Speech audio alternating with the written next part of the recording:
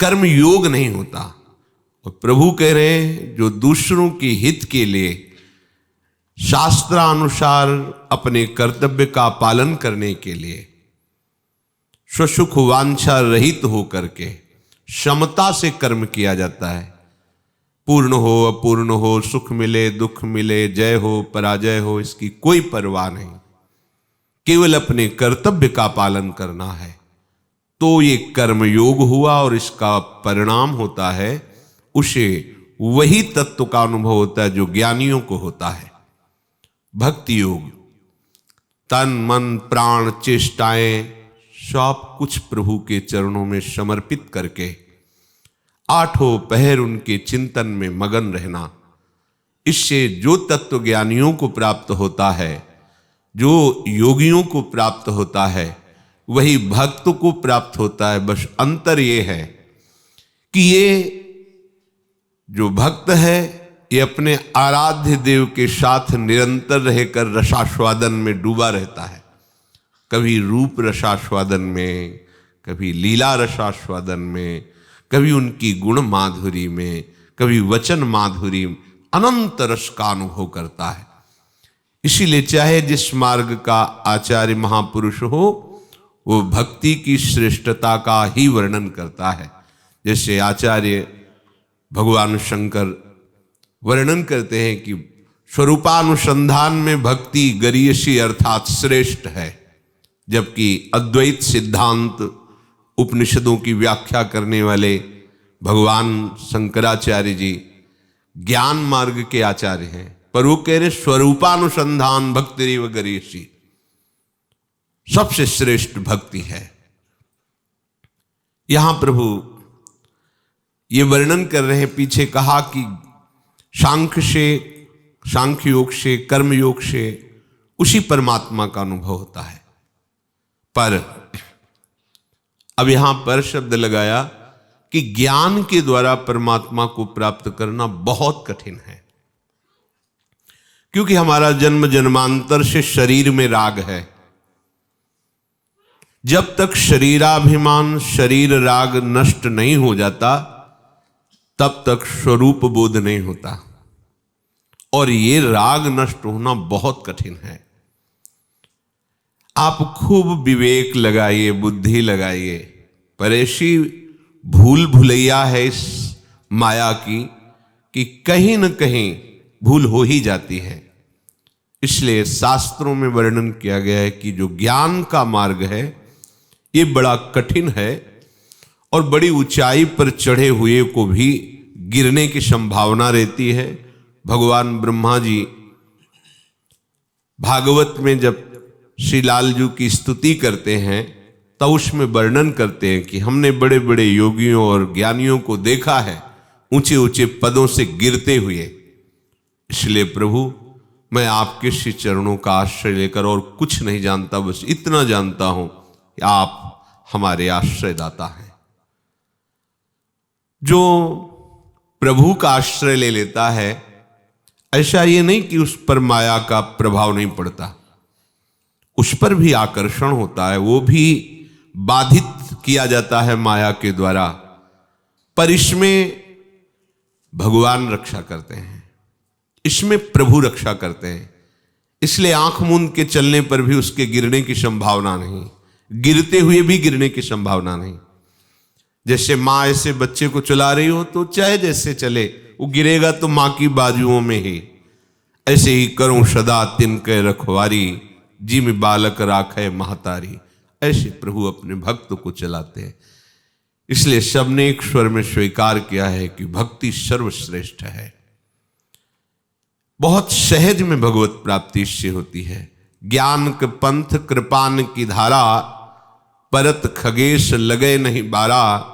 जो निर्विघ्न पंथ निर्वाही, सो कैवल्य परम पद लहाई।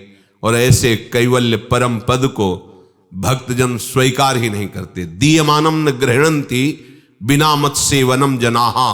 स्वयं प्रभु कहते हैं मैं उनको ये मोक्ष सारूप्य सामीप्य आदि देना भी चाहूं तो वो स्वीकार नहीं करते, वो मेरी सेवा स्वीकार करते, मोक्ष नहीं। यहां प्रभु कह रहे हैं संन्यासस्तु महाबाहो दुःखमाप्तुम योगतः योग युक्तो मुनिर्ब्रह्म न चिरेणाधि गच्छति। हे महाबाहो, कर्म योग के बिना सांख्य योग की सिद्धि होना बहुत कठिन है। इसलिए मननशील जो उपासक है वो शीघ्र ही भगवत तत्व को प्राप्त हो जाता है। मननशील उपासक बताया है प्रभु ने। जो मननशील योगी है वो बहुत जल्दी प्रभु को प्राप्त कर लेता है, शीघ्र अनुभव हो जाता है। मनन हो रहा है विषयों का, शरीर संबंधी सुखों का, और आपको 50-60 वर्ष हो गए साधन में लगे हुए, तो जरूरी नहीं कि आप 60 वर्ष से लगे हैं तो आपको वस्तु प्राप्त ही हो जाएगी। मननशील, आपका मन एक क्षण के लिए भी अपने आराध्य देव से विलग न हो, सदैव मनन होता रहे उनका। हमारा मनन वही होता है जहां हमारी महत्व बुद्धि होती है, जहां अपनापन होता है, जहां राग होता है, द्वेष होता है, वहां मनन होता है। मनन होगा, द्वेष का भी होगा मनन, प्रतिकूलता का मनन होगा, अनुकूलता का मनन होगा, राग का मनन होगा, अपनापन का, महत्व बुद्धि का। देख लो, जहां जहां आपने महत्व कर रखा है, संबंध बना रखा है, अपनापन कर रखा है, राग कर रखा है, द्वेष कर रखा है, वहीं आपका मनन होता है। और ऐसे मनन करते हुए जन्म जन्म व्यतीत हो जाए तो भी भगवत साक्षात्कार नहीं होगा। एकमात्र आराध्य देव का मनन। जब तक संसार की किसी भी वस्तु व्यक्ति का राग रहेगा तब तक भगवत प्राप्ति नहीं होगी। भगवत दर्शन में विलंब है आपका राग, शरीर के प्रति राग, शरीर संबंधियों के प्रति राग, शरीर के भोगों के प्रति राग। देख लीजिए, यही राग हमारे भगवत साक्षात्कार में बाधक है। इसी राग को त्यागने का नाम वैराग्य है। चाहे गृहस्थ में हो या विरक्त में, उसे राग त्यागी होना ही पड़ेगा, तभी वो भगवत साक्षात्कार कर पाएगा। राग का सर्वथा अभाव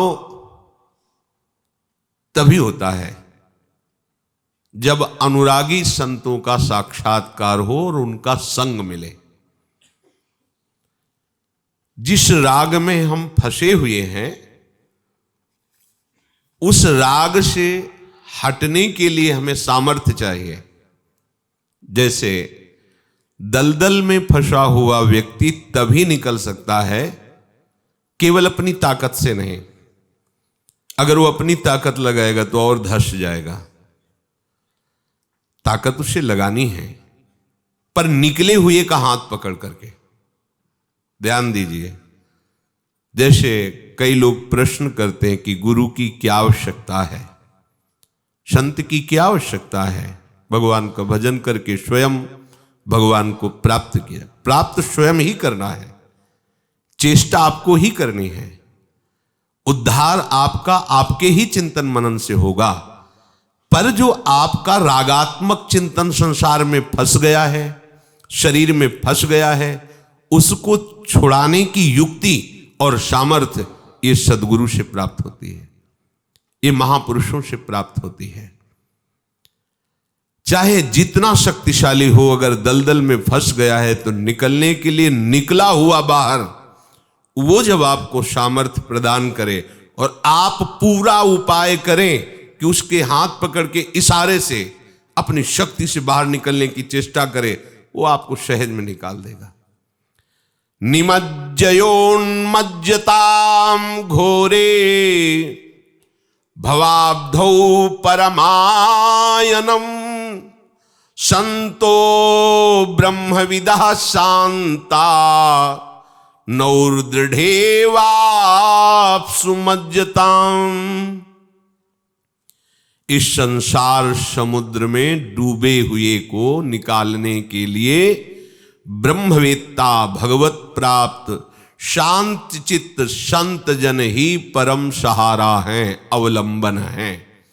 जैसे जल में डूबते हुए को दृढ़ नौका ही पार कर सकती है, ऐसे ही भवाब्धौ परमायनम संतो ब्रह्मविदा शांता। ये जो भगवत प्राप्त शांत चित्त महापुरुष हैं, ये भवसागर से पार होने के लिए दृढ़ नौका है। इस दृढ़ नौका का आश्रय लिए बिना इस भव समुद्र से पार नहीं हुआ जा सकता। अर्थात भगवत अनुरागी संतों के संग के बिना संसार के राग का त्याग करना अत्यंत कठिन है।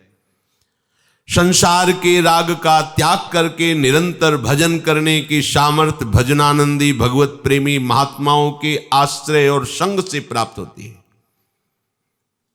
भजन न होई संग बिनु, भजन बिना नहीं प्रेम, छिनहु भजन न छाड़िए, धरिए यह ध्रुव नेम।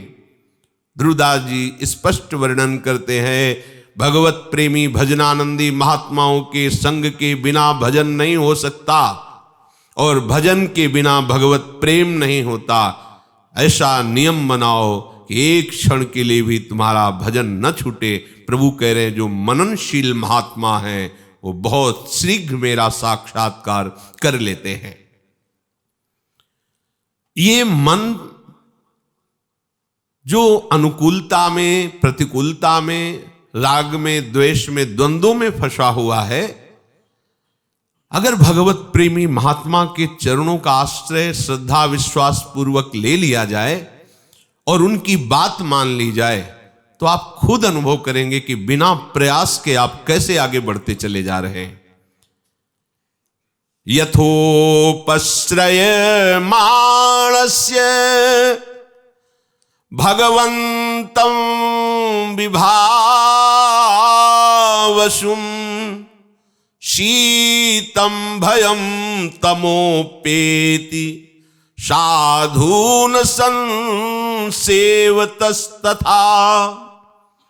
जिस प्रकार भगवान विभावसु भगवान अग्निदेव का आश्रय ले लेने पर तुम्हें शीतलता नहीं व्यापेगी, अंधकार नहीं रहेगा और निर्भयता आने लगेगी, ऐसे ही भगवत प्रेमी संत का आश्रय लेने पर, उसका संग करने पर पाप रूपी शीतलता व्याप्त नहीं सकती। जन्म मृत्यु रूपी भय तुम्हें अब भयभीत नहीं कर सकता और अज्ञान रूपी अंधकार ये अब टिक नहीं सकता। जैसे भगवान अग्निदेव का आश्रय लेने पर शीतलता, भय, अंधकार नष्ट हो जाता है, ऐसे भगवत प्रेमी महाभागवत का संग करने से जन्म मृत्यु का भय नष्ट हो जाता है।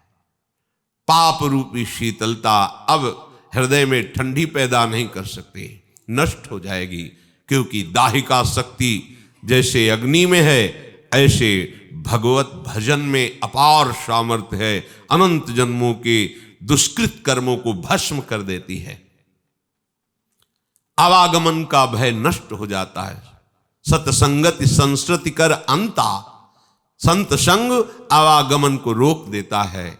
वो प्रभु के चरणारविंद की भक्ति ऐसी हृदय में उनके वचनों से बढ़ती है कि अब इस शरीर और संसार का राग पता नहीं चलता और स्वाभाविक नष्ट हो जाता है। निर्मल हरिभक्ति आज तक किसी को भी प्राप्त हुई है तो केवल भगवत प्रेमी महात्माओं के चरणों के आश्रय और उनकी सेवा से। भक्तराज प्रहलाद जी ज्ञानियों में और भक्तों में श्रेष्ठ हैं। श्री जड़ भरत जी ज्ञानियों और भक्तों में परम श्रेष्ठ हैं, इनके वचनों को देखो। नैषाम मतिस्ताव दुरुक्रमांघ्रिम स्पृशत्य अनर्थापगमो यदर्थः महीयसाम पादरजोभिषेकम निष्किंचनानाम न वृणीत यावत्। हिरण्यकश्यप कहता है कि कहां से तेरी बुद्धि लग गई? हमारा शत्रु है हरि और तू उसकी आराधना करता है, किसने सिखाया? हे दैत्यराज, जिन भगवान श्री हरि के चरणों का स्पर्श, चिंतन, आश्रय समस्त विपत्ति, संकटों और अनर्थों का नाश कर देता है, ऐसे श्री हरि चरणों में तब तक किसी को प्रेम हो ही नहीं सकता जब तक भगवत प्रेमी अकिंचन महात्मा के चरणारविंद की धूल से अपने शरीर को अभिषिक्त नहीं किया जाएगा। महीयसाम पादरजोभिषेकम निष्किंचना नाम न वृणीत यावत, तब तक उसके हृदय में विशुद्ध हरि भक्ति नहीं आ सकती जब तक भगवत प्रेमी महात्मा के चरणारविंद की धूल अपने शरीर में ना लगाई जाए। अभिषिक्त करे, अभिषेक करे। रहुगण ने जब श्री जड़ भरत जी के महामहिम स्वरूप को उनकी वाणी से समझा तो आश्चर्य माना। इतनी ऊंची भूमिका ज्ञान की, चरणों में पड़ गए और बोले ये ज्ञान कैसे प्राप्त होता है, ये विशुद्ध भागवत तत्व का अनुभव कैसे होता है? जड़ भरत जी ने कहा, रहुगणई तत्तपसा नयाति न चेज्जया निर्वपणाद् गृहाद्वा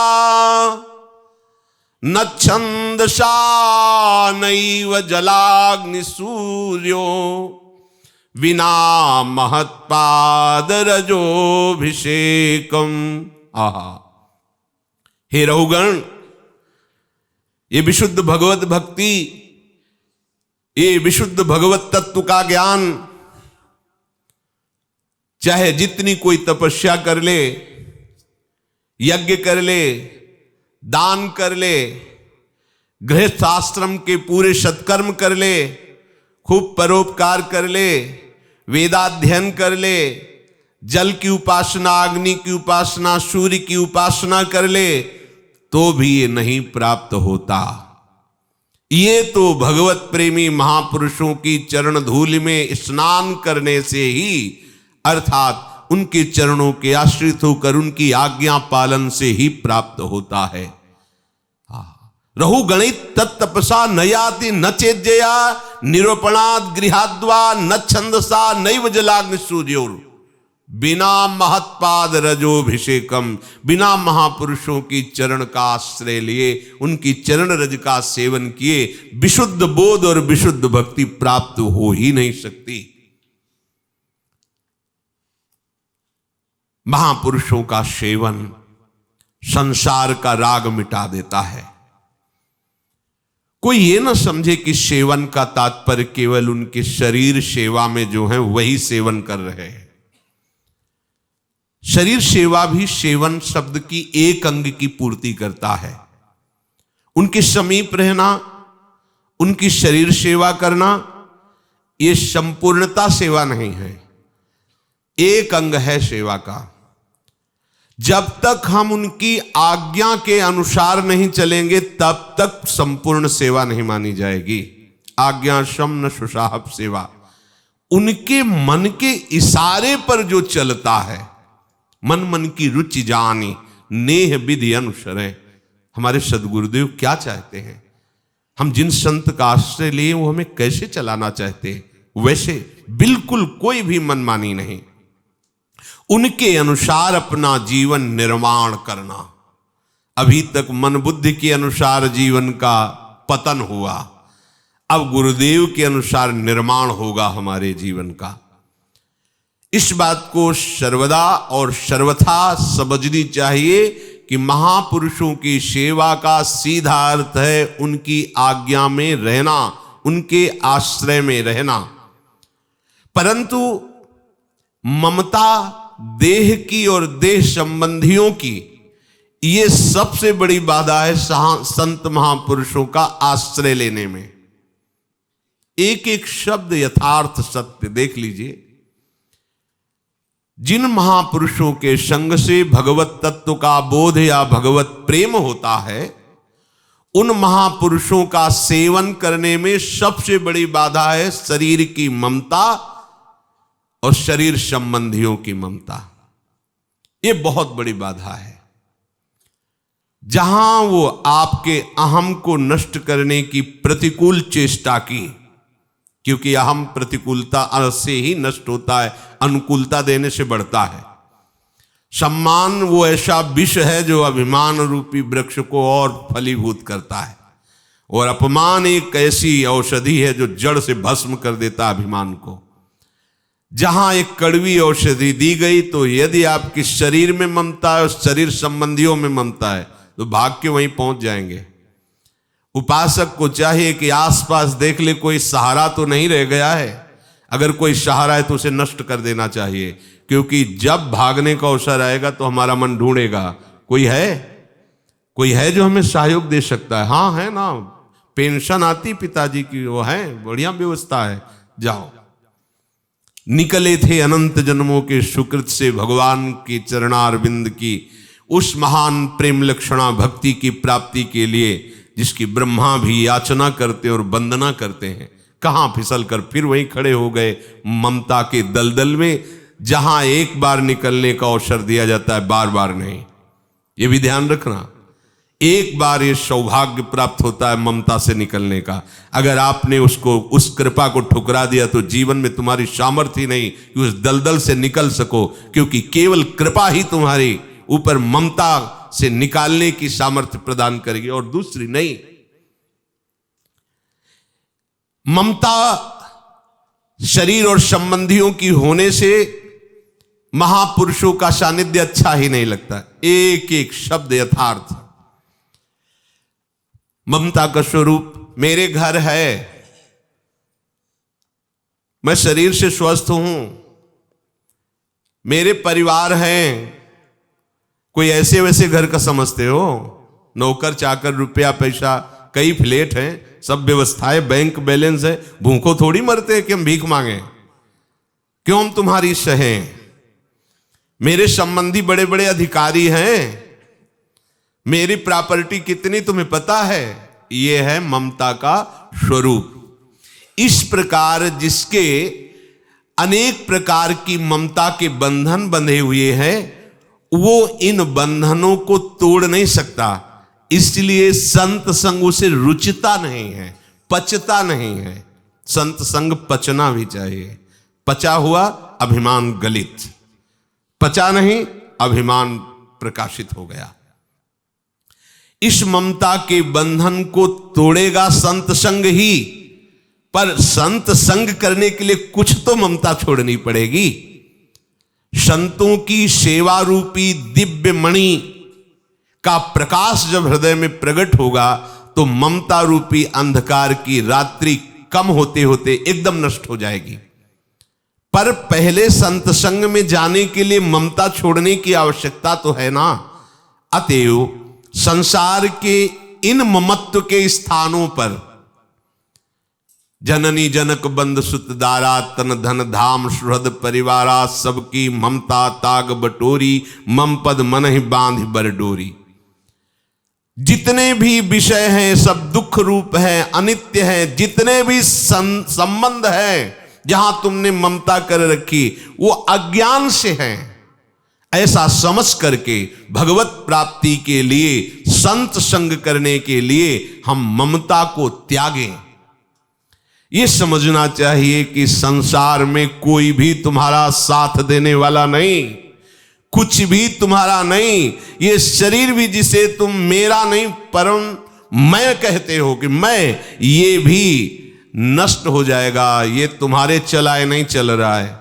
कब तुम बाल्यावस्था से जवान हुए, ऐसा कब संकल्प किया, कब कौन सी औषधि खाई? यौवन अवस्था को रोकने की बड़ी चेष्टा की, बुढ़ापा आ गया, कब तुम्हारी सामर्थ्य यहां काम की, और बुढ़ापा से मृत्यु आ गई, कब तुम्हारी सामर्थ्य काम की। ये शरीर को मैं कहते हो, मेरा कहते हो, तुम्हारे अधीन है ये। देखो अपने आप सब हो रहा है। फिर अन्य वस्तुओं में मैं मेरापन करना, ये तो घोर मूर्खता है। मैं मेरेपन का त्याग करने, मूल जो त्याग होगा वो अंतर से होगा, पर मूल त्याग के लिए बाहरी त्याग करके संत संग करना अत्यंत आवश्यक है। अगर संत संग रंग लाने लगा तो हृदय से राग खत्म हो जाएगा, फिर कोई बात नहीं। हृदय से राग खत्म होने की जो एक वृत्ति आती है उपरति, समीप साप संबंधी विषय राग होने पर भी उनका स्मरण ही नहीं। उस स्थिति तक पहुंचने के लिए प्रगट में स्वरूप से त्याग करना अनिवार्य है। अगर प्रगट में स्वरूप में आपकी ममता, वही विषय भोगों की चेष्टा, वही, तो आप संत संग का लाभ नहीं ले पाएंगे। सुनेंगे, रंग नहीं चढ़ेगा, क्योंकि अंदर ममता का रंग चढ़ा हुआ है, इसलिए ये समता की वाणी समझ में नहीं आएगी। तो उपासक को चाहिए जो भगवत प्राप्ति करना ही चाहता है, विविक्त स्थानम सेवेते यो लोक बंध मुन्मूलयति निस्त्रैगुण्यो भवति योगक्षेमम त्यजति। सदैव एकांत स्थान का सेवन करे। लौकिक कोई भी बंधन हृदय में ना रह जाए। सतोगुण, रजोगुण, तमोगुण, तीनों गुणों का प्रभाव तुम्हारे हृदय में प्रभावित करके अपने अनुसार ना चलाए, और योगक्षेम की भी तुम्हारे अंदर चिंता न रह जाए। जब तक हम भगवत प्रेमी भक्तों का संग नहीं करेंगे, तब तक ममता का नाश नहीं होगा। तो जो विविक्त स्थानम सेवते का तात्पर्य केवल ये न लिया जाए कि वो एकदम एकांत में ऐसे सुनसान में रहता है, ऐसा नहीं। जहां विषयी पुरुषों की भीड़ हो, जहां विषय वार्ता, विषय उत्सव चल रहे हों, विषय जैसे ब्याह है, पार्टी है, ये सब विषय, विषय संगोष्ठी, विषयी लोगों का जमा होकर विषय प्रपंच की बातें, उनसे अलग रहना। 5,000 50,000 भक्त जमा है तो वो एकांत ही है, क्योंकि सब एक प्रभु में रमण करने वाले वो भक्त जन है। और अगर दो विषयी पुरुष से भी बात कर रहे हो तो बहुत बड़ी भीड़ का सेवन कर रहे हो। यदि आप हृदय से विषय चिंतन कर रहे हो तो आप बहुत बड़े प्रपंच में हो। ये एकांत शब्द का अर्थ समझना चाहिए। अपने लोग एकांत का अर्थ समझने लगते हैं एकदम कहीं जंगल में, कहीं गुफा में, कहीं पर, ऐसा नहीं। वहां भी भाग के जाओगे तो अंतःकरण तो आपका ही है, जो माल मसाला अंदर विषयों का भरा हुआ, वहां बैठ के भी चिंतन करोगे। और भगवत प्रेमी संतों के संग में चाहे जितने विषयी पुरुष हो, अगर थोड़ी भी श्रद्धा रखते हो तो कुछ समय तो ऐसा चला जाएगा कि आपको पता नहीं चलेगा कि कैसे चला गया। भगवत कीर्तन, भगवान नाम का उच्च स्वर से जब गायन होता है तो मन चाहे जितना विषयी हो वो झूमने लगता है। भगवत चरित्र, भगवत सिद्धांतों का जब वर्णन होता है तो अगर बहुत ही तमोगुणी है तो उसे नींद आ जाएगी, तो भी उसे विश्राम जैसा लगेगा। और अगर थोड़ा भी विवेकी है तो उसे आंतरिक विश्राम प्राप्त होना शुरू हो जाएगा। इंद्रियों को सुख मिलता है सत्संग में, चाहे वो घोर विषयी क्यों ना हो, तभी वो शांत होकर नींद में चली जाती हैं। और जो सतोगुणी होता है, भगवत मार्ग में दृढ़ता से चल रहा है, उसके अंदर और प्रकाश जागृत होता है, और विज्ञान, ज्ञान की बातें जागृत होती। पर जो नीची धरा को सो जाते हैं, शब्द क्या हो रहा है उनको पता नहीं, पर विश्राम उनको भी मिल रहा है, इंद्रियों का विश्राम। वो भले तमोगुण में चले गए, पर देखो उस सत्संग का प्रभाव कि जिसको नींद ना आती हो सत्संग में बैठाल दीजिए, वो थोड़ी ही देर में ऐसे हो जाएगा, नींद आ जाएगी। ये बहुत सावधानी की जरूरत। सत्संग में नींद आने का मतलब है कि हमारी बहुत मलिन वृत्ति है, हमारे आराध्य देव की चर्चा हो रही, जिनके लिए हम परमार्थ पथ पे चले हैं, और हमें नींद गिरा दे, मुझे नहीं लगता कि वो उपासक उपासना के मार्ग में अग्रसर होगा। ऐसा कैसे हो सकता है? जहां अमृत में भगवत चर्चा हो रही, वहां मैं नींद में नहीं। आएगी ही नहीं। अगर आती है तो विरोध करो उसका, उसको स्वीकार ना करो। विविक्त देश सेवित्व मरतिर जन संसदी। उपासक को चाहिए जहां बहुत विषयी पुरुषों की भीड़ भाड़ हो, जहां विषयी पुरुषों की वार्ता हो, वहां बिल्कुल न बैठे, वहां बिल्कुल न जाए। किसी भी भेष में हो कोई, जिनके संग से श्यामा श्याम का विस्मरण हो जाए, विषय अच्छे लगने लगे, वो कुसंग ही है, कोई भी हो। बिल्कुल सच्ची बात मानना। जाके संग कुमति मति उपजय, करत भजन में भंग, तजोरे मन हरि विमुखन को संग। कोई भी हो वो हरि विमुख ही है। जिसके संग से भगवान नाम रूप लीला स्मृति जागृत हो जाए वो संत ही है, चाहे जिस वेश में हो, चाहे जिस देश का हो। जिसके संग से प्रभु का विस्मरण हो जाए, चाहे वो वस्तु हो, व्यक्ति हो, स्थान हो या अंदर की वृत्ति हो, वो कुसंग ही है। उसका त्याग करना ही एकांत का सेवन करना है। कितना भी साधन करे उपासक, पर जब तक वो विषय दृश्य, विषयी पुरुषों का संग और विषय जन समुदाय इनका सेवन करेगा तो उसका मन प्रभु में नहीं लगेगा, चाहे जितनी साधना कर ले। इसलिए साधक को विषयी पुरुषों के संग से बचना चाहिए। बड़ी कृपा है कि ऐसी दिनचर्या है कि आपके पास एक क्षण भी नहीं है कि आप किसी से संभाषण कर सके। ऐसी व्यवस्था लाडली जी की है कि आपको किसी से संभाषण करने की आवश्यकता ही नहीं है। अपने आप योगक्षेम का वहन कर रही हैं। आपको केवल अपने चित्त से प्रिया प्रीतम के चरणारविंद का सदैव चिंतन करना है। प्रभु का प्रेम बंधन तभी होता है जब लोक बंधन मुन्मूलयति, जड़ से उखाड़ फेंको लोक संबंध। देख लो, यो विविक्त स्थानम सेवते यो लोक बंध मुन्मूलयति, मूल जड़ से उन्मीलन, उखाड़ फेंको। तभी जय श्री भट्ट प्रेम रस बंधन क्यों छूटे दृढ़ फंद, बसो मेरे नैनन में दो चंद। गौर बरन वृषभानु नंदिनी, श्याम बरन नंद नंद, बसो मेरे नैनन में दो चंद। गोलक रहे लुभाए रूप में, निरखत आनंद कंद। जय श्री भट्ट प्रेम रस बंधन क्यों छूटे दृढ़ फंद। अपने आराध्य देव के साथ प्रेम बंधन तभी बंधेगा जब लोक बंधन को आप जड़ से उखाड़ फेंकोगे। यो लोक बंध मुन्मूलयति, जड़ से उखाड़ फेंकोगे। देह कुटुंब ते जाए छूट सब ही विधि नातो, ये है यो लोक बंध मुन्मूलयति। अगर हमारा संबंध शरीर के संबंधियों से बना हुआ है तो भगवत संबंध दृढ़ नहीं होगा।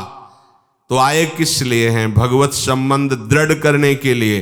तो फिर हमको चाहिए कि सबकी ममता ताग बटोरी, मम पद मन ही बांध बरडोरी।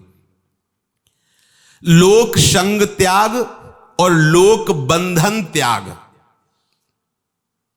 देख लो कितना दुर्भाग्य है कि हरि आश्रय छोड़कर विरक्त होकर के भी हमें अन्य आश्रय में जीना पड़े। अन्य आश्रय ही है। हरि गुरु का आश्रय छूटा तो अन्य आश्रय ही है। अगर अन्य आश्रय में जीना पड़ रहा है तो अभी दुर्भाग्य पीछा नहीं छोड़ रहा। देखो बड़ी सूक्ष्म वृत्ति है।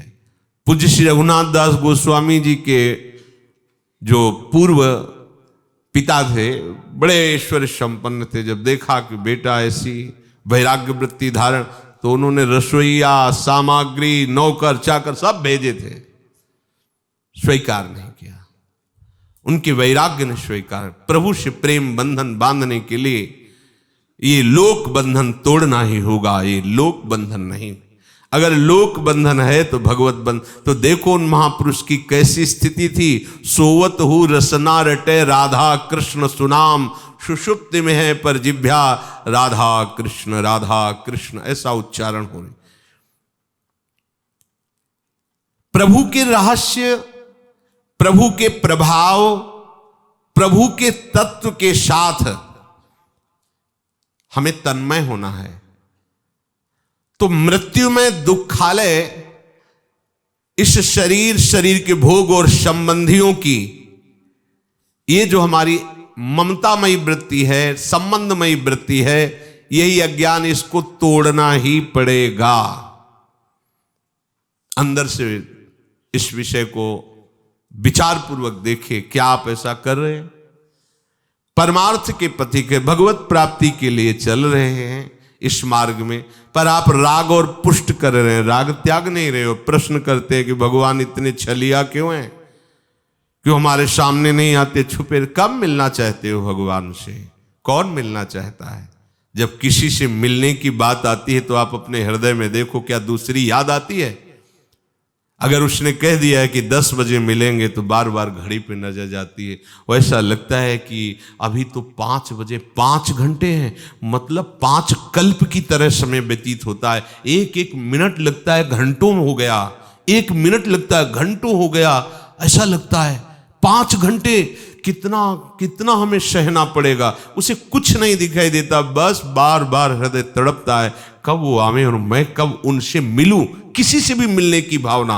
और फिर जगत के अनंत महिमा में जो स्वामी है, उन प्रभु से तुम्हारा प्यार हो गया है और तुम उनसे के दर्शन करना चाहते हो, मिलना चाहते हो। कैसी बात कर दी। नहीं खान पान ते भावे है, नहीं कोमल वसन सुहावे है, सब विषय लगे ते खारा है, हरि आशिक का मग न्यारा है। बातें करते हैं, भगवत दर्शन करना है, भगवान क्यों नहीं दर्शन देते? भगवान तो तुम्हारे सामने है, तुम दर्शन करना कहां चाहते हो? अगर करना चाहते तो बस पर्दा हटाना है, त्रिगुण माया का पर्दा हटा। हाँ, कि जड़ चैतन्य कछु नहीं दिखत, जित दिखत तित श्याम खड़े। आ गई बात। छलिया तुम हो कि प्रभु छलिया है? छलिया तो तुम हो। तुम ही कपट करके प्रभु से बात करते हो। खुले हृदय से बात करो ना। रखते हो ममता शरीर से और भोगों से और संसार के संबंधों से, और बात करते हो मेरे प्राणनाथ प्रभु आप मुझे क्यों नहीं मिलते। ये छलिया है, छल भरे वचन है। हृदय से बोलो कि कोई नहीं मेरा, और वो आचरण में उतार लो कोई नहीं तेरा, तो आपको दिखाई देगा कि हर समय वो दुलार कर रहे हैं। ये कोई बातें नहीं है। ये जो भगवत प्रेमी महात्मा पूरा जीवन भगवान के भरोसे और आश्रय में गुजारने वाले हैं, अगर इनको अनुभव ना होता तो किसके सहारे जीवन चला, किसके सहारे वो जी रहे हो? कोई पक्षपात लेके थोड़ी भगवान की जय बोलते हैं। उनकी छाती जय बोलती है, उनका हृदय जय बोलता है, उनका रोम रोम। तो उनको पता है ना कि मेरे प्रीतम कितना प्यार करते हैं। आपने न जाने कितने प्रियतम बना रखे हैं, और फिर कहते हो श्री कृष्ण प्रीतम मिले नहीं। कैसी बात करते हो? देखो ना, जिनको श्री कृष्ण प्रीतम लगे उनकी दशा देखो ना, शास्त्रों में वर्णन है कैसी दशा। पूरी रात निकल जाती है, एक पलक भी नहीं झपकती, आंखें रास्ता देखती रहती, कब मेरे प्रभु आएंगे। दरस बिन दुखन लागे नैन, कभी भी चैन नहीं मिलता, कुछ अच्छा नहीं लगता। ऐसी व्याकुलता कि प्राण ऐसे फूल जैसे लगते हैं। अगर प्राण चढ़ाने से प्रीतम मिले तो करोड़ों प्राण न्योछावर उनके चरणों में। यो लोक बंध मुन मूलयति, जो लोक बंधन का त्याग कर दे। कहां है, कहां परमार्थ का पथिक है? देखो ना, भीड़ भाड़ विषयी पुरुषों के संग और विषयी पुरुषों से दूरी बना के, यहां थोड़ी चूक हो जाए तो वो जाके विषयी पुरुषों के पास बैठता है, क्योंकि मन मारना आया ही नहीं और मन विषयों से जीवित रहता है। अब वो विषयी पुरुषों के जा चोरी चोरी चुपके चुपके से भाग करके विषयी पुरुष। क्या ये कर रहे हो? तुम स्वयं अपना नाश कर रहे हो। परमार्थ के मार्ग में कदम रख करके स्वयं ऐसी गलती कर रहे हो जिससे तुम्हें ये जो सुविधा मिली है मनुष्य शरीर की, भगवत भक्ति की, ये सब छिन जाए। ऐसा क्यों करते हो? तुम अपने स्वार्थ को भी नहीं जान पा रहे हो। मन बुद्धि की चाल में आकर के ऐसे दुर्लभ तन को, ऐसे दुर्लभ संग को, ऐसे दुर्लभ लाभ को आप समझ नहीं पा रहे। निस्त्रैगुण्यो भवति, ये त्रिगुण माया का बड़ा प्रभाव है। कभी कभी अच्छे उपासकों के हृदय में भी ये अपना प्रभाव दिखाती है। इसीलिए महाप्रभु हरिवंश चंद्रजू कहते हैं, यही डर ही डर पे हरिवंश हित जिनो भ्रमय गुण सलिल पर, जिह नामन मंगल लोक तिहु सुहरिपद भज न विलंब करे। एक क्षण का भी विलंब अंतराय मत करो तो ये त्रिगुण माया कुछ नहीं कर पाएगी आपका। महाप्रभु हरिवंश चंद्र जी कह रहे हैं, नहीं तो ये ऐसी फिसलन वाली काई है तीनों गुणों की कि वो हृदय में आकर ऐसा विषय रस का आकर्षण, ऐसा जाल रचती है कि हम जान ही नहीं पाते कि हम कुमार्गगामी हो रहे हैं और हम निकल जाते हैं अपने परमार्थ से बहुत दूर। कठिन है रसिक अनन्यता, राहत न मन एक ठौर, राई के सम चलत ही होत और की ओर। वो समझ ही नहीं पाता। तो यही डर पी हरिवंश हित, जिनो भ्रमई गुण सलिल पर, जिह नामन मंगल लोक तिहु। जिनका नाम तीनों लोकों का मंगल करने वाला है, उन प्रभु का विस्मरण ना होने पावे एक क्षण के लिए भी, तो तुम त्रिगुण माया पर विजय प्राप्त कर लोगे। मामे वे प्रपद्यन्ते माया में ताम तरंतिते। हर समय प्रभु के नाम रूप का चिंतन, खत्म, माया नाम की चीज ही नहीं। तो जो भीड़ भाड़ विषयी पुरुषों के संग का त्याग करके भक्त संग में रहता है, जो लौकिक रिश्ते नाते संबंधों को तोड़ देता है, जो तीनों गुणों के प्रभाव से अपने आप को बचा लेता है, और जो योगक्षेम की भी चिंता नहीं करता है।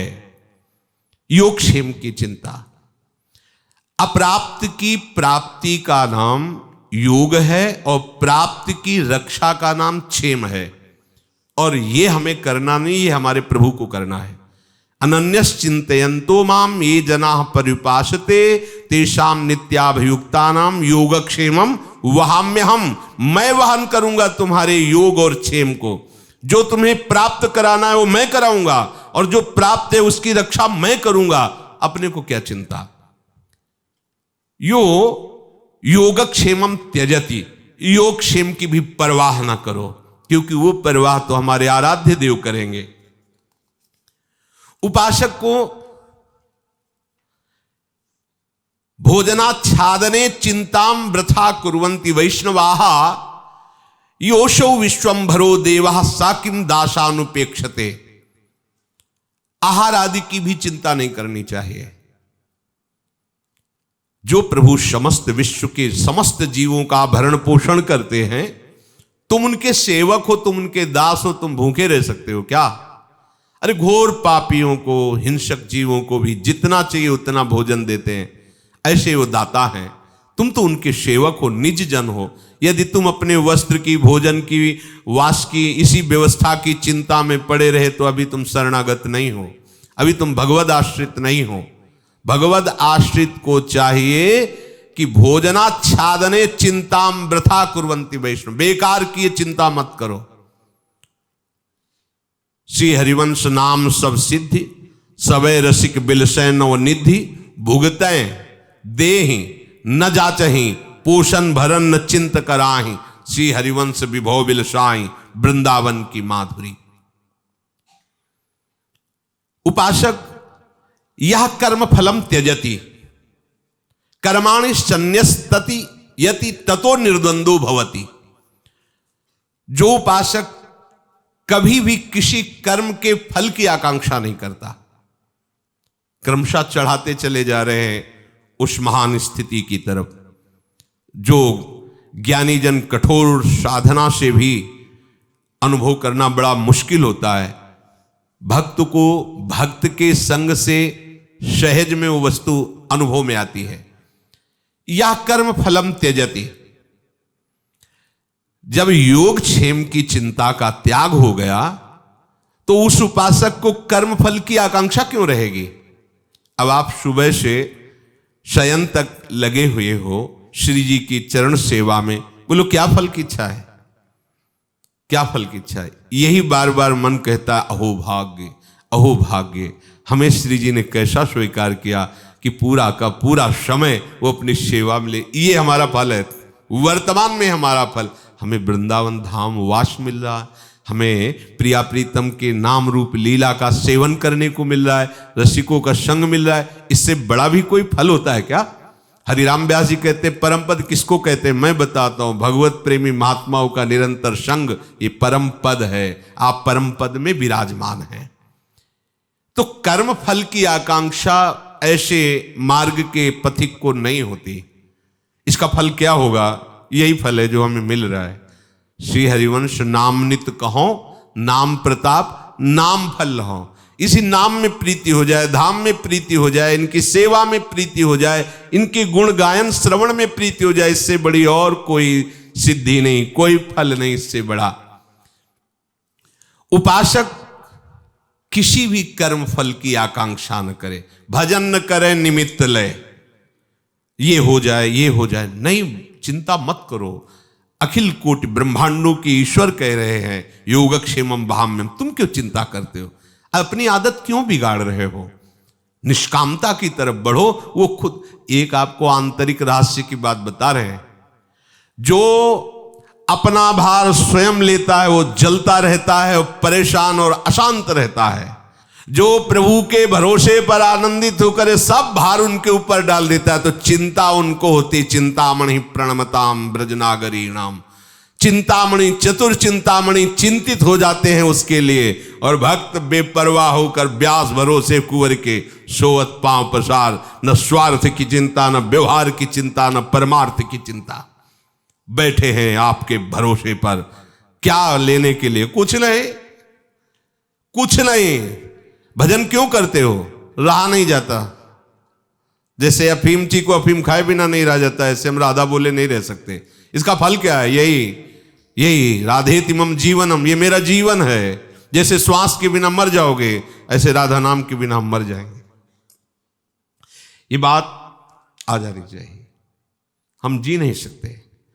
अगर प्रभु भी कहे कि हम तुम्हें सबसे बड़ा भक्त मानेंगे, आज से तुम्हें हमारी कसम में नाम छोड़ दो, उपासक की दम नहीं, ताकत नहीं कि छोड़ दे। वही उपासक, यही मिला नाम का फल, यही नाम का फल है कि अगर आराध्य देव भी परीक्षार्थ कह दें कि ऐसा, तो रुक ही नहीं सकता। भले दंड दो, भले नरक भेजो, पर अब ये छूट नहीं सकता। लागी लगन छूटे नहीं, जीव चोच बर जाए, मीठो कहा अंगार में जाहि चकोर चबाए। ये भगवत, जब तक भगवत मार्ग में ऐसा उत्साह नहीं होगा, ये फल फूल की बातें तब तक चल ही नहीं सकते। अनुकूलता की मांग, प्रशंसा की मांग, प्रतिष्ठा की मांग, सुख की मांग, ये आपको भगवत मार्ग में नहीं चलने देगी। इसीलिए सम्मानम कल्याति घोर गर्लम नीचापमानम सुधा, श्री राधा मुरली धरो भज सके वृंदावन मात्यज। उपासक जो करता है वो अपने आराध्य देव के लिए करता है, इसलिए वो कोई भी फल की चाह ही नहीं करता। श्रृंगार का फल क्या होगा? किसी को बाद में मिलेगा, हमको तो उसी समय मिलता है जब हमारे आराध्य देव श्रृंगारित होकर विराजमान होते हैं और भर नेत्र उनके रूप माधुरी का पान करके हृदय उफान में होता है। इससे बड़ा और क्या फल होगा? वर्तमान में ही भगवत उपासक को ऐसा अद्भुत सुख मिलता है जो किसी के भी परिणाम में वो सुख नहीं आएगा। क्या हमें फल चाहिए? हम अपने हाथों से अपने आराध्य देव का श्रृंगार किया, दर्पण दिखा करके, और दूर हट करके एकाग्रता से जब उनके दर्शन किए, और जो यहाँ कुछ हुआ, उससे बड़ा और फल क्या हो सकता है? मेरे लाडले मेरे प्यारे श्रृंगारित, आज नीकी बनी श्री राधिका नादे, देख रहा है, निहाल हो रहा है। इससे बड़ा और कोई सुख हो सकता है क्या? वो कौन सा फल चाहे? क्योंकि सब फलों के दाता उनके सामने, अब क्या फल फूल चाहे? अब वो कर्म का भी त्याग कर देता है। कर्म त्याग का तात्पर्य है कर्ता भाव का त्याग। जैसे यंत्र में घूम रहा है, यंत्री के द्वारा ऊपर, अब वो क्या कहे कि हम बाएं मुड़ेंगे कि दाएं मुड़ेंगे? जो कछ हुए सब तिहारी कृपा से, बिहारी बिहारिन, और सब मिथ्या प्रपंच भाषिए, मैं ये करता हूं सब झूठा। अपने द्वारा जो नेत्र खुलने से लेकर नेत्र मुंदने तक चेष्टाएं हो रही, वो मेरी नहीं हो रही, मैं नहीं कर रहा हूं। लाडली लाल का प्रताप गुरु कृपा हर समय हमें लगाए हुए है। तो कर्म भी नहीं कर रहे, तो कर्म फल की आकांक्षा भी नहीं है, सेवा बन रही है, सेव्य मुस्कुरा रहे हैं, यही हमारे जीवन का परम लाभ है। वो कर्म और कर्म फल दोनों का त्यागी होता है। ततो निर्द्वंदो भवति। अब उसके हृदय में कोई भी द्वंद अपना प्रभाव नहीं डाल सकते। मान अपमान, निंदा, स्तुति, लाभ, हानि, ऐसी ऊंचाई पर चढ़ गया। वेदानपि संन्यस्ति केवल मौछिन्न अनुरागम लभते। वो उपासक ऐसी वेदातीत स्थिति को प्राप्त हो रहा है कि अब उसके आराध्य देव की तन्मयता में वेद सिद्धांत भी नमस्कार करके त्यागने योग्य हो गए। आराध्य देव की तन्मयता में, उनकी सेवा में, उनके तत्सुख भाव में जब वेद सिद्धांत आए तो उनको भी नमस्कार। वेदान, ये देवर्षि नारद जी बोल रहे हैं, वेदान्नपि संन्यस्त सा केवल मौछिन्न अनुरागम लभते। आज ये ग्रह, आज ये नक्षत्र पर्दा कर दो, आज सेवा नहीं होगी, आज तो कुदिन है, आज तो सुदिन है, खत्म। वेदान्नपि संन्यस्ति केवल मौछिन्न अनुरागम लभते। वो केवल प्रेम को ही देखता है, प्रेम को ही सुनता है, प्रेम की ही सेवा होती, प्रेम में ही जीवन है, प्रेम ही उसका विश्राम है। आठों पहर अपने आराध्य देव के अनुराग, किसी की कोई परवाह नहीं। सुंदरदास जी कहते हैं, न लाज तीन लोकन की, न वेद को कहो करे, न शंख भूत प्रेत की, न देव जच्छते डरे। सुने न कान और की, दृशे न और इच्छना। किसी की बात भी कान से नहीं सुननी, बस आठों पहर अपने आराध्य देव में। सिद्धांत है ये, प्रेम का सिद्धांत है। वृंदावन नवनिभृत निकुंज तो इसकी भी ऊंचाई पर है। ये सिद्धांत वर्णन करके प्रमाण देते हैं यथा ब्रज गोपिका नाम देवर्षि नारद जी। और यहां तीन गोपिनते दुर्लभ माई, नित्य विहार सहज सुखदाई, उसकी भी ऊपर। राधा वल्लभ लाल की विमल ध्वजा फहरंत, भगवत धर्मो जीत के निज प्रेमा ठहरंत। ये निज प्रेमा ठहरंत रस है, इसमें अन्य कोई मिलावट नहीं। अब जिसकी ऐसी स्थिति हो गई है, सही बात पूछो, पता नहीं होना चाहिए तुम्हें। अगर पूछा जाए आज कौन सा वार है, तो आप ऐसे करने पर भी आपको पता न चले आज कौन सा वार है, आज कौन सी तिथि है, पता नहीं होना चाहिए आपको। कैसे पता चला आपको? आपको श्री जी से केवल मतलब, श्यामा श्याम से। यहां पता चलता है भीड़ देख के कि आज कोई पर्व है क्या, क्योंकि आज बहुत मंगला से लेकर शयन तक, शयन से लेकर मंगला तक, दूरे सृष्टि आदि वार्ता, तो पता कैसे चले? अगर पता चलता है तो अभी तुम्हारे हृदय में जिनका पता लगना चाहिए अभी नहीं लगा है पता। अगर उनका पता लग जाएगा तो औरों का पता जाने दो, तुम्हें अपना पता नहीं चलेगा। ये ब्रह्म नहीं, माया नहीं, नहीं जीव नहीं काल, अपनी सुधिना रही एक रहे। ये परम विश्राम प्रेम की स्थिति है। ग्रह, नक्षत्र, वार, दिन, तिथि, ये सब प्राकृतिक ही तो है, चिदानंद थोड़ी है। और श्यामा श्याम उनका धाम, उनका नाम, उनका रूप, उनकी लीला चिदानंद। तो जो कालातीत है उनके ऊपर काल का शासन कैसा?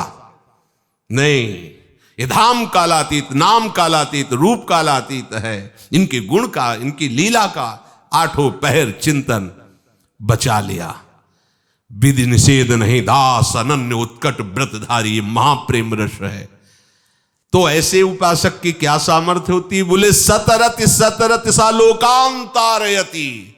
वो स्वयं तर जाता है, स्वयं तर जाता है, वो लोकों को तार देता है, लोक के लोक पवित्र कर देता है। मद भक्ति युक्तो भुवनम पुनातु। इसीलिए यहां प्रभु कह रहे गीता जी में कि जो मननशील महात्मा है वो शीघ्र ही भगवत प्राप्ति कर लेते। मननशील भक्ता एकांतिनो मुख्याः, यही मननशील का स्वरूप है। पहली बात, अपने आराध्य देव में इतना आपको तन्मय होना है कि आप किस जाति के हैं, कहां के हैं, किस कुल के हैं, आपके कौन कौन हैं, कौन कौन थे, कौन कौन बचे हैं, ये सब डिलीट हो जाना चाहिए, सब खत्म हो जाना चाहिए। आपकी स्मृति में भी नहीं आना चाहिए। देखो ना, अंदर झांक के देखो तो पूरा रजिस्टर अभी हरा भरा है? पूरा रजिस्टर भरा है। अब इसको बिना डिलीट किए किस रजिस्टर में भरोगे? उतना ही तो चिप है। चाहे त्रिगुणात्मिका माया के नाटक भर लो या प्रभु की दिव्य लीला भर लो, अगर वो माया का नाटक आप नहीं हटाओगे तो फिर कैसे दिव्य लीला कैसे भरोगे?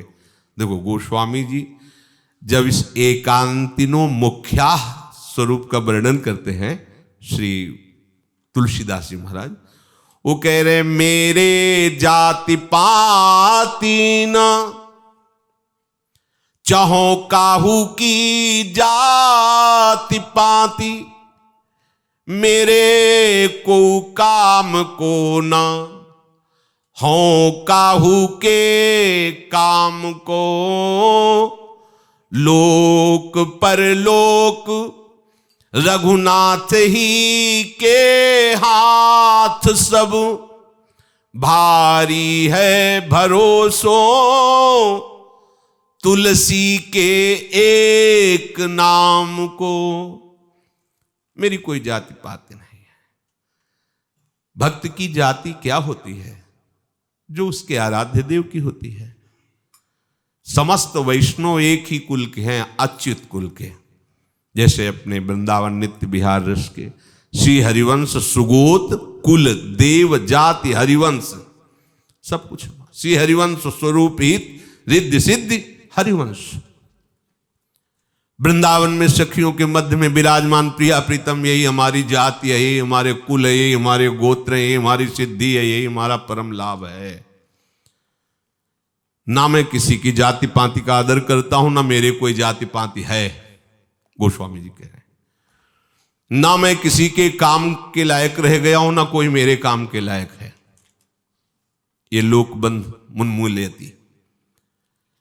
ना मैं किसी लोक की परवाह करता हूं, ना किसी परलोक की परवाह करता हूं, एकमात्र अपने रघुनाथ जी के आश्रय में रहता हूं। मुझे अगर एक भरोसा है तो केवल नाम का भरोसा है।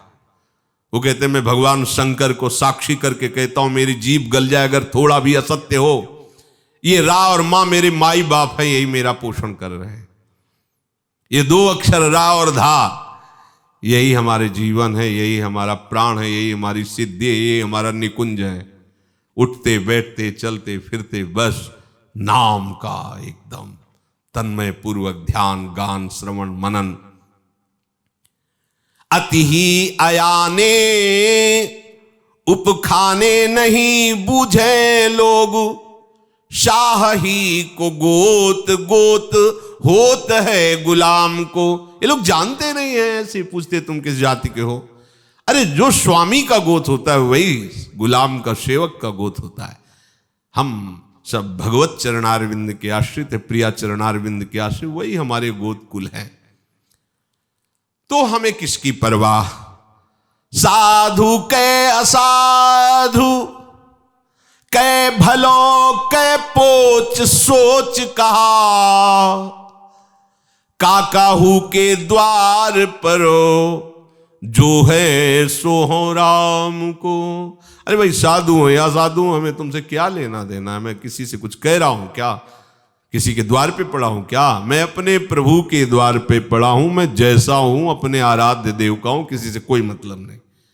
अब आ गए आप एकांतिनो मुख्याहा भक्ति की श्रेणी में। ये ऐसी एकांतिक भक्ति जागृत होती है। प्रीति जो मेरे पिय की बैठी पिंजर माही, रोम रोम पिव पिव करे दादू दूसर नाही। प्रीतम को पतिया लिखूं जो कहूं हो ये विदेश, तन में मन में नैन में ताको कहा संदेश। आहा, जब अपने आराध्य देव की प्रीति का हृदय में जागरण होता है तो जबान से ही नाम नहीं निकलता, रोम रोम से नाम। ऐसा भोरी सखी ने भी कहा है, रोम रोम जब रग रग बोले तब कछ स्वाद नाम को पावे, रोम रोम से राधा राधा राधा। बोले अगर कहीं प्रीतम दूर देश में रहते हो तो उनके लिए पत्र लिखूं, विनय भेजूं। जब रोम रोम से प्रीतम का नाम चल रहा है तो तन में, मन में, नयन में वो समा गए। अब कहां किसको संदेश लिखूं। पी मूर्ति नयनन बसे तेहि रस राय समाए, ये लक्षण सुन प्रेम के और न कछु सुहाए। एकांतिनो मुख्याहा, मननशील महात्मा को बहुत शीघ्र भगवत साक्षात्कार हो जाता है। एकांतिनो मुख्याहा, तन मन धन सब कुछ प्रभु के अर्पण, कुछ मेरा नहीं। क्योंकि जहां आपने अपनापन मेरापन किया वही तुम्हारी परमात्मा प्राप्ति में बाधक होगा। वो यंत्रवत प्रभु का हो जाता है। इस संसार में रहते हुए भी वो केवल यंत्र प्रभु का होता है। वो प्रभुमय हो जाता है, उसका मन प्रभुमय हो जाता है, उसके नेत्र प्रभुमय हो जाते हैं। प्रीतम छवि नैनन बशी, पर छवि कहां समाए।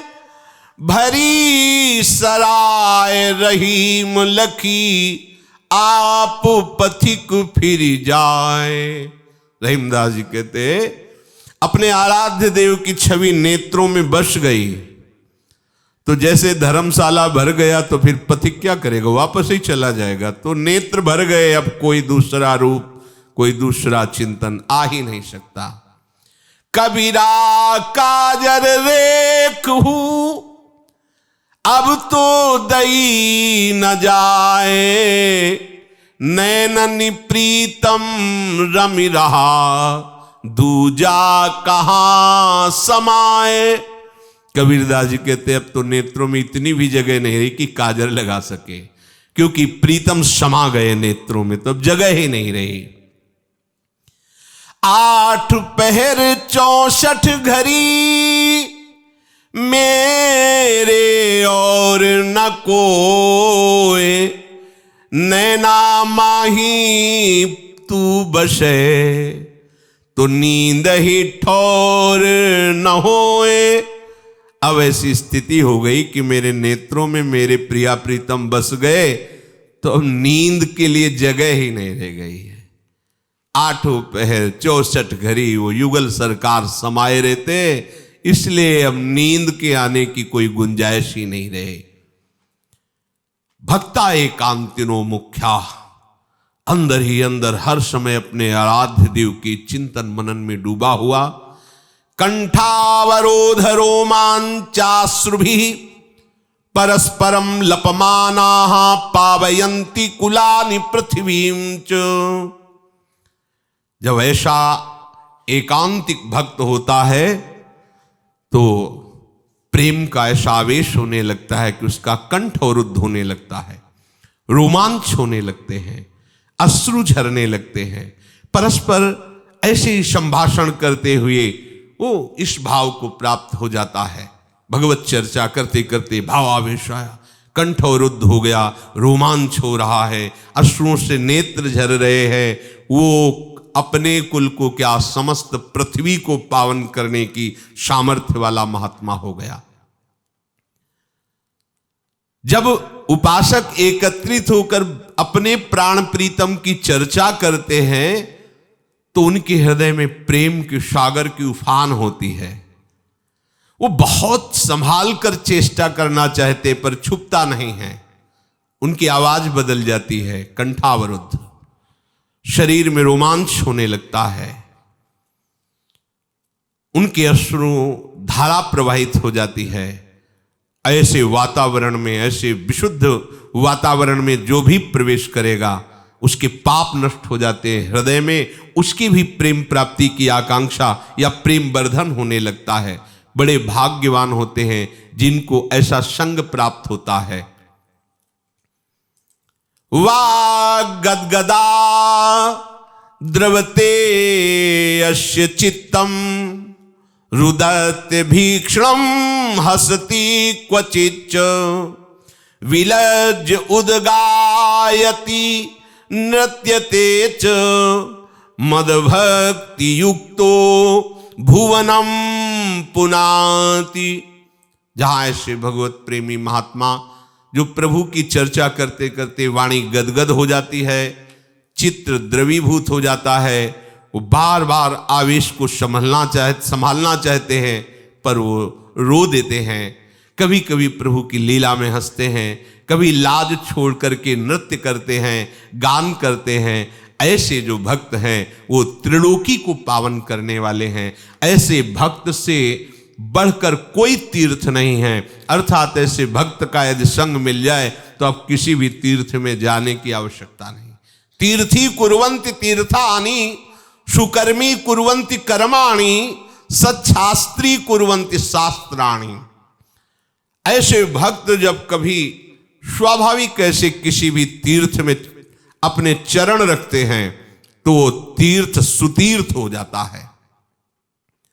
ऐसे भक्त जो कर्म करते हैं वो सब सुकर्म हो जाते हैं। ऐसे भक्त जब किसी भी शास्त्र का प्रवचन करते हैं, चर्चा करते हैं, गान करते हैं, वो सतशास्त्र हो जाते हैं। उनकी वाणी सतशास्त्र हो जाती है। तीर्थ भी अपवित्र हो जाते हैं जब ये पापी नर, जो पापी अर्थात जो पाप आचरण करने वाले शरीरधारी जन हैं, उन तीर्थों में जाते हैं तो उनके पाप उन तीर्थों में रहते हैं। पापात्माओं के सतत समागम से तीर्थों में मलिनता आ जाती है। तीर्थों की वो मलिनता एकमात्र से भगवत प्रेमी महात्मा के संग से नष्ट होती। वो महात्मा जहां चरण रखते हैं, वह इस तीर्थ में स्नान करते हैं, तो औरों के स्नान करने से तीर्थ में मलिनता आती, उनकी मलिनता नष्ट होती है। जो स्नान करता है उसके तो पाप कम हुए, पर तीर्थ मलिन होने लगते हैं। लेकिन भगवत प्रेमी महात्मा के स्पर्श से तीर्थों का पाप नष्ट हो जाता है। तीर्थी कुर्वन्ति तीर्थान, उनमें तीर्थत्व, उनमें पवित्रता प्रदान करने की सामर्थ्य आती है भक्तों से। दिलीप कुमार महाराज भगीरथ के घोर तप से प्रसन्न होकर वर देने के लिए जब भगवती गंगा जी प्रकट हुई, तब उन्होंने कहा मुझे एक डर लग रहा है। मृत्यु लोक में यदि मैं गई तो मृत्यु लोक में लोग बहुत पाप कर रहे हैं, और वो जब हमारा स्पर्श करेंगे तो हम पाप युक्त हो जाएंगे। उन पापियों के अपार पाप पंख से मैं मलिन हो जाऊंगी। तो मुझे ये बताओ कि मुझे निष्पाप और पवित्र कौन करेगा। भगीरथ जी ने बहुत विचार करके कहा, साधवो न्यासिनः शांत ब्रह्मिष्ठा लोक पावना हरन्त्यघम तेंग संगात ते स्वास्ते हगभिद्धरि।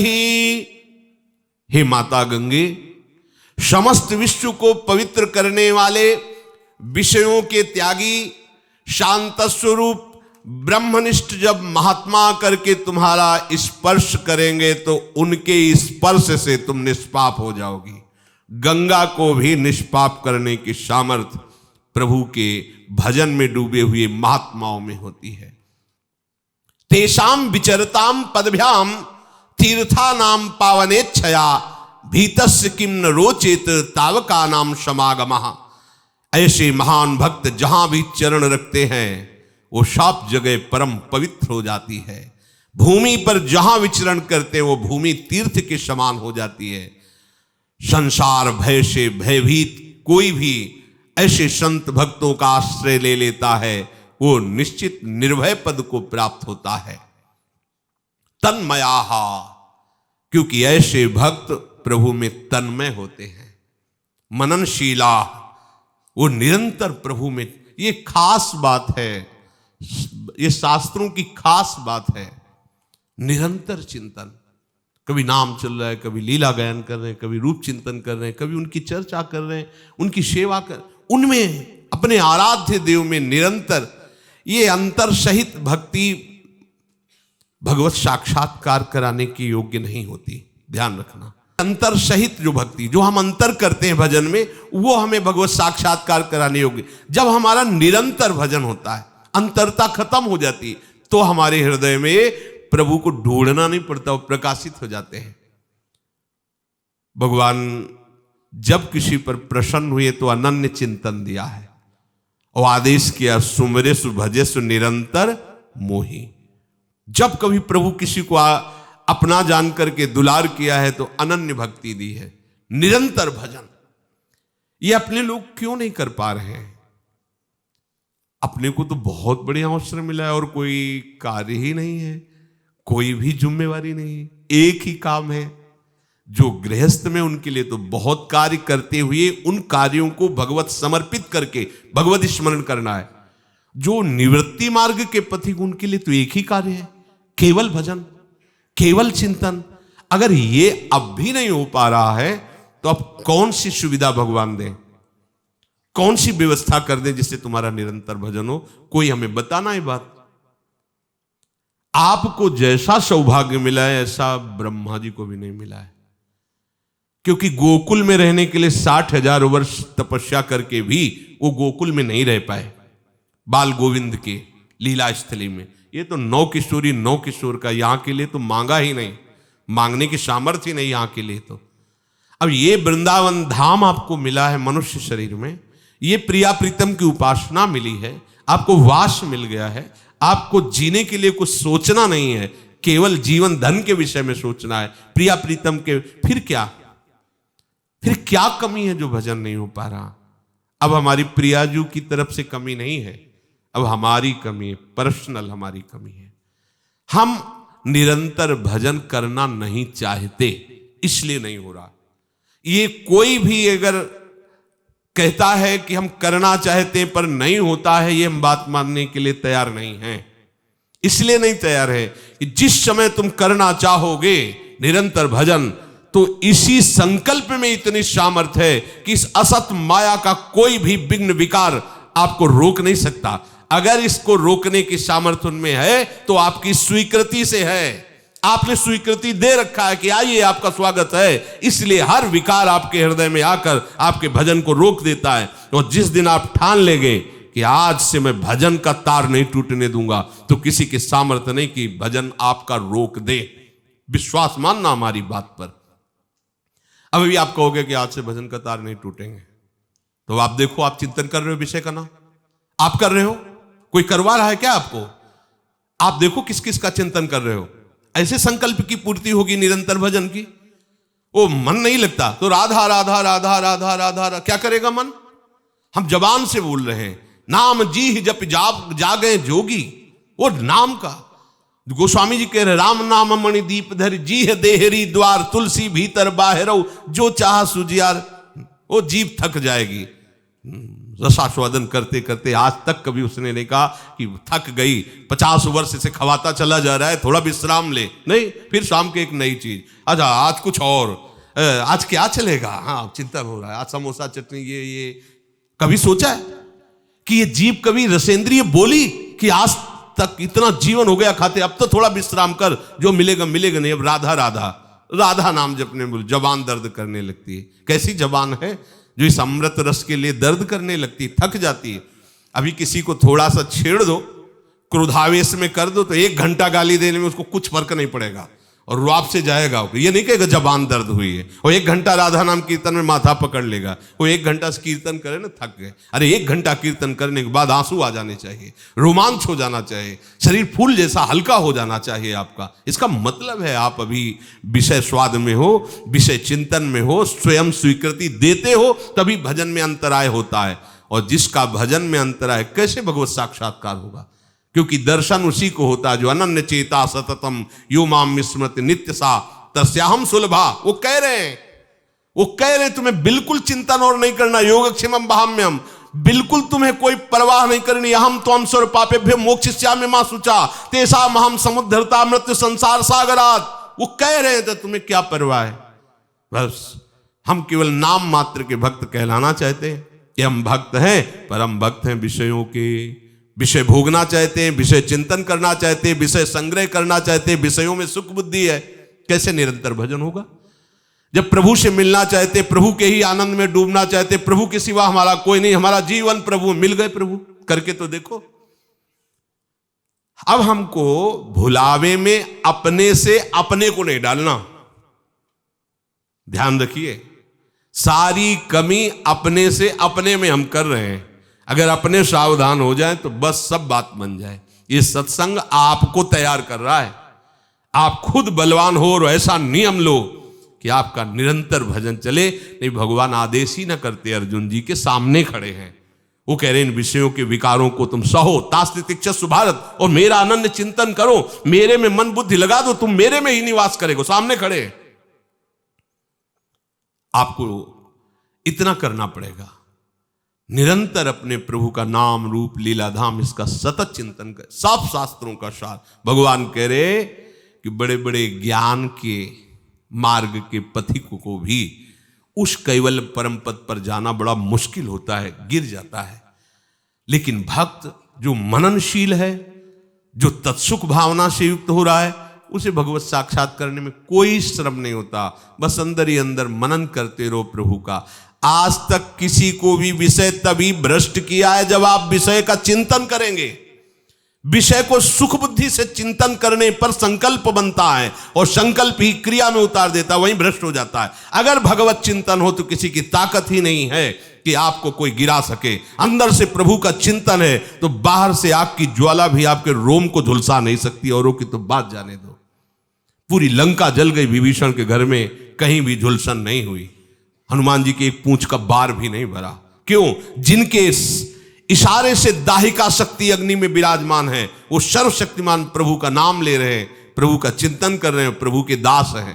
तो एक नाना प्रकार के जो विकार हैं ये इसलिए आपके हृदय में आते। आप कहते हो भगवान डांट क्यों नहीं देते? भगवान आज देख रहे हैं कि आप चाह रहे हो, स्वीकृति दे रहे हो, दस्तखत कर रहे हो। तो जब तक आप उनसे ऊब करके रोगे नहीं कि नाथ मुझे नहीं चाहिए, फिर वो ऐसा डांट देंगे कि कभी नहीं आएंगे। अभी आप ऐसा कहां कहते हैं? हाँ, उस भोग के भोगने के बाद जरूर कहते हैं अब नहीं चाहिए, लेकिन 2 घंटा बाद फिर चाह पैदा हो जाती है। चाहे वो खान पान का भोग हो, कोई भी चेष्टा हो, हर भोग के बाद ऐसा लगता है कि ठीक है अब नहीं, और इसके बाद फिर वो आ जाता है। बस वो कब आ जाता है? जब आप खाली होते हो।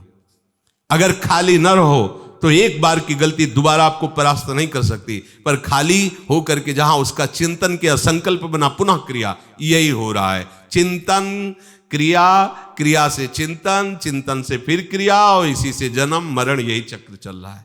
चिंतन को रोकिए, मननशील बनिए, अपने आराध्य देव के चिंतन में मगन रहिए। शेष चर्चा आगे। श्री राधा वल्लभ।